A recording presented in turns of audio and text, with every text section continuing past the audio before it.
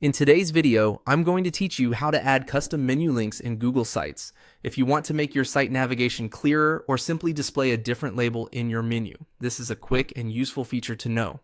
Custom menu links can help you guide visitors more effectively, especially when you want the menu text to be shorter, cleaner, or more user-friendly than the original page name. To get started, open your Google site and make sure you're in editing mode. This is important because the navigation settings and page options are only available while you're editing the site, not just viewing it. Once you're inside the site editor, look over to the right-hand side and click on Pages. This is where Google Sites shows the structure of your website, including all the pages that appear in your navigation. If you've worked in Google Sites before, this panel is probably already familiar since it's the main area for organizing pages and links.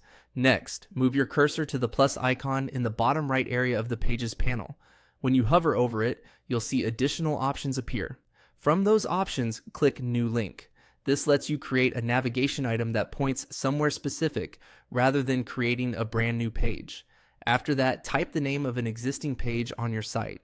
This helps Google Sites find the page you want the custom menu link to connect to.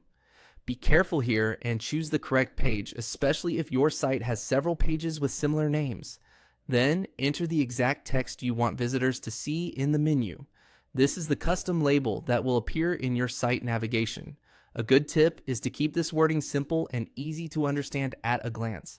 Since navigation menus are meant to help people move around quickly, shorter and clearer labels usually work best. When everything looks right, click Done. Your custom menu link will now be added to the navigation using the label you chose. And that's it. You've successfully created a custom menu link in Google Sites. If needed, you can repeat the same process for other pages to make your site menu more polished and easier to use. After making changes, don't forget to review your navigation and confirm the labels appear the way you want. If you're happy with the result, you can move on and publish your site so visitors will see the updated menu.